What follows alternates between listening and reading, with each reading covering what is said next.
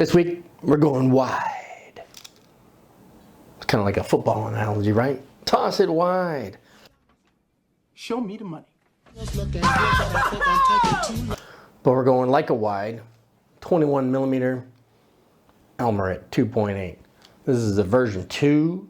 It's with the big hunkin' 60 millimeter filter thread on this thing. But hey, it's a Leica, it's a 21 millimeter, and it's a cool lens. So let's find out how cool, all right? So come on down and we'll find out together. Here I am, Vietnam. Rain is always coming down. This is Camera Talk with Dr. Scott. Okay, this week we'll look back in Leica world again. Leica Man in Vietnam. Well, ooh, you got mail. Well, this week, just like the intro says, yeah, it's a Leica lens. Sitting here on my Sony A7R II. Why isn't it on my M10? Well, because I've been using it more on my Sony. That's why. Because on Leica cameras, the wide angle stuff is much more challenging, and I've been a little lazy in the last couple weeks, so No shit, Sherlock. I didn't want to go out there challenging myself by using the 21 millimeter on my M10. So I use it on my Sony. But anyway, it is a wide angle lens, and you know, wide angle lenses have their pros and cons and their character and their challenges, let's just say. A 21 millimeter is not for everybody. They are, again, used in certain circumstances, almost kind of like a 50 0.95, right? You don't walk around with that every day. Same with your 21 millimeter. You're not gonna walk around with it every day like if that's your go-to camera, or go-to lens. You know, kind of like a 28 would be, or a 35, or a 50, you know, so on and so on. But 21 can produce some pretty interesting results. So let me talk about it a little bit for a second. You know, when it comes to Leica lenses and the various lengths, you know, focal distances and whatnot, you know, I was kind of a late comer to the game. You know, it wasn't until 1958 when Leica first, you know, brought their 21, the first 21 into the lineup. And it wasn't even their lens. It was made by Schneider.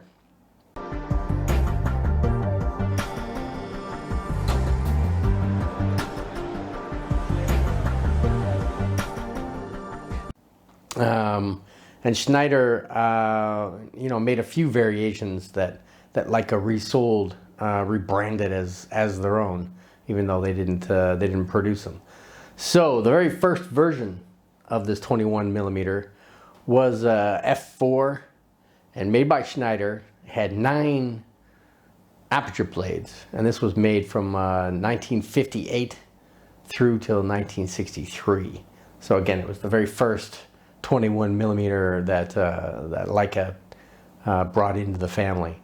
And then the next iteration of this was also made by Schneider. But this one was kind of a goofy one. It's from 1963 all the way to 1980. But it only had 4 aperture blades.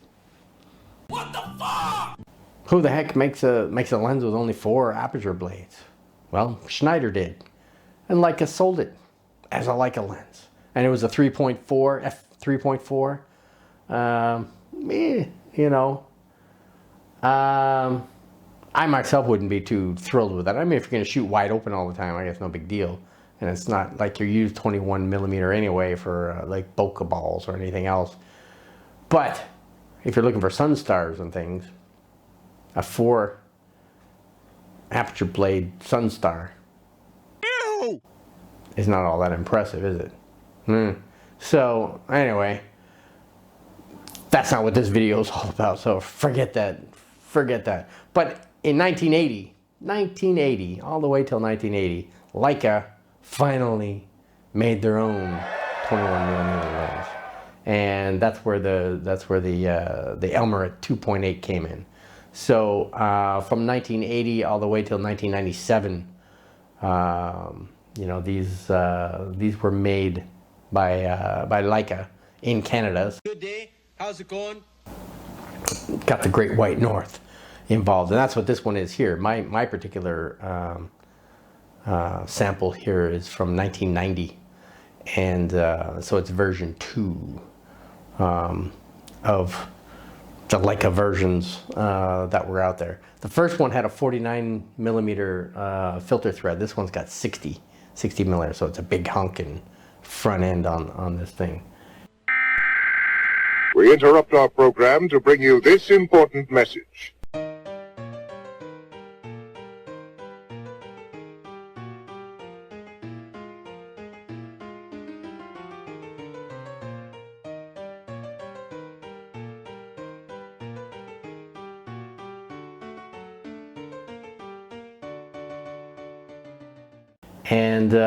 And then from there, from 1997 through to 2011, they had the same lens, but they've added an aspheric element to it.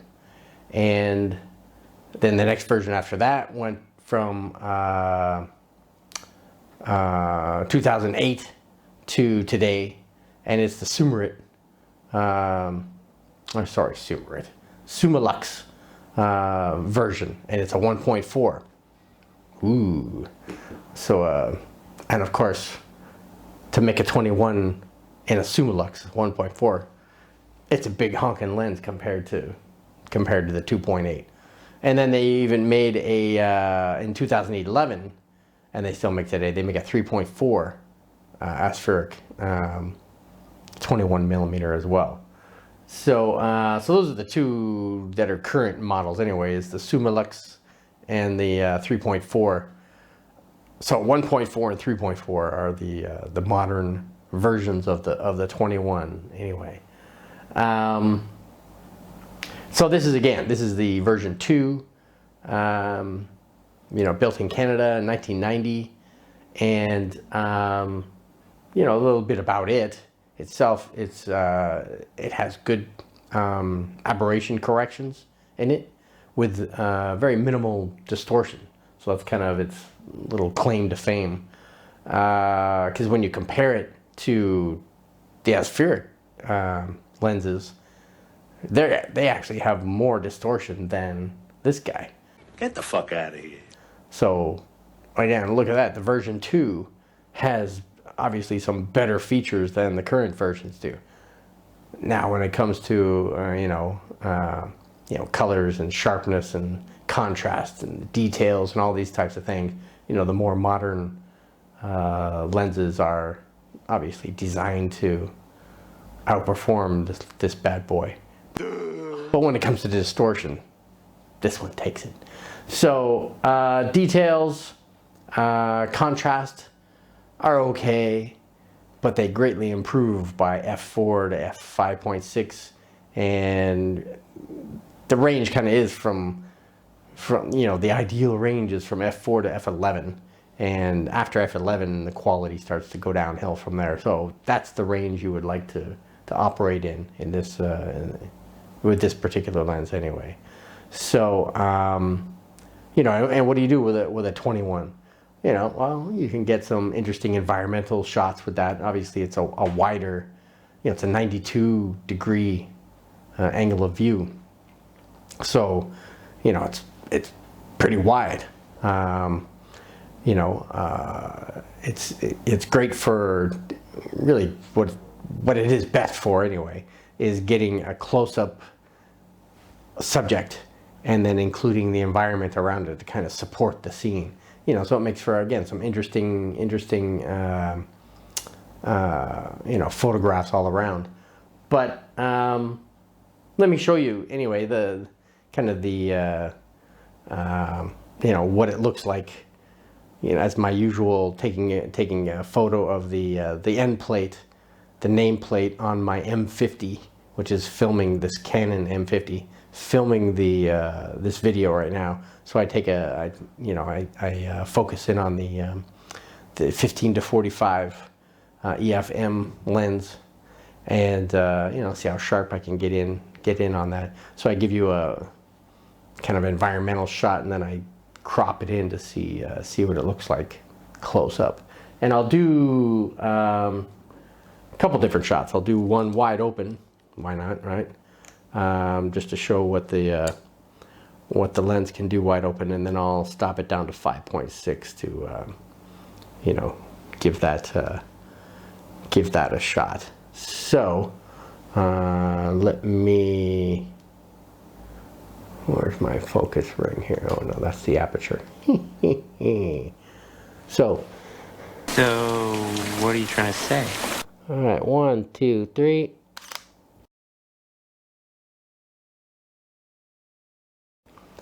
All right, so that was at 2.8.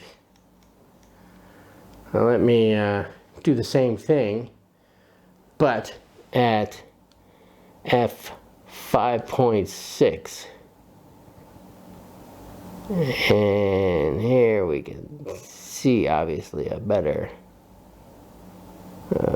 sharpness going on here. 1, 2, 3.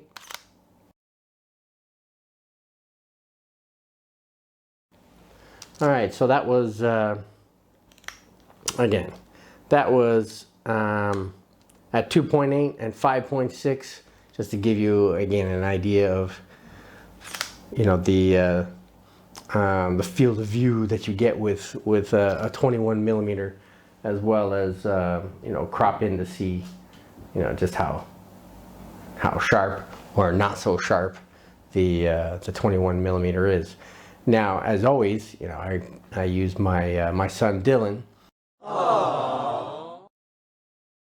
who just today turned 19 months old, so he's just over a year and a half, and so I got some photos of him with the 21 as well. So let me show you some samples of Dylan in action.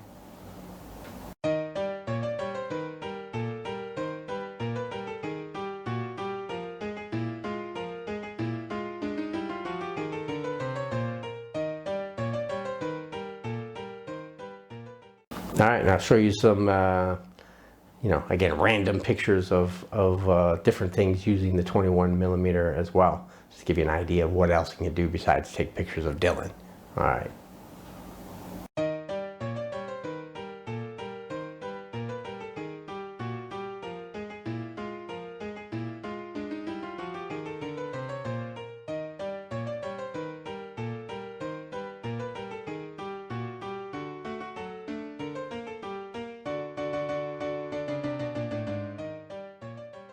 And that was pretty much all I wanted to talk to you about this week. So, as always, you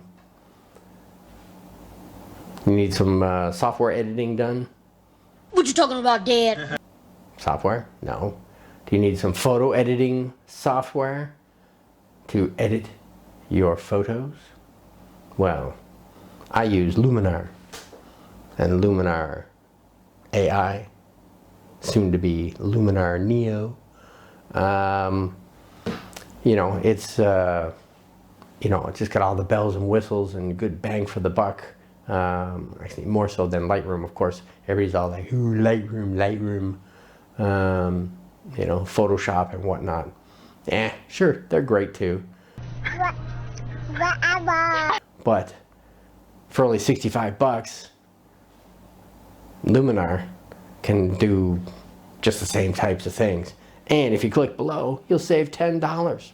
So it's only $55. Who can complain about that? And it's yours for life. No yearly subscriptions, no monthly fees, no freaking nothing. So, hey, why not do it, right? So, with that said too, why don't you help out Dr. Scott with his exposure to the world with his YouTube channel and Modesty Photography, where we're here to enlighten you on a few things you may or may not have known before.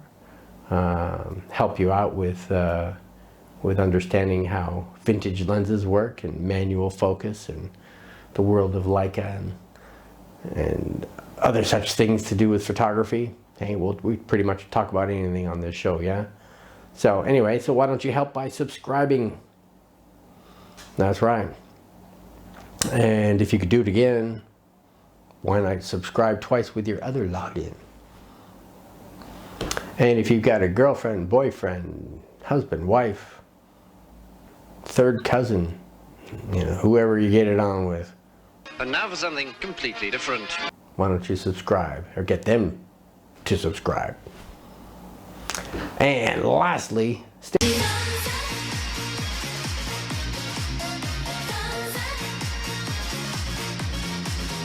safe out there, huh? You know, in the world we live in right now, it's not like it used to be.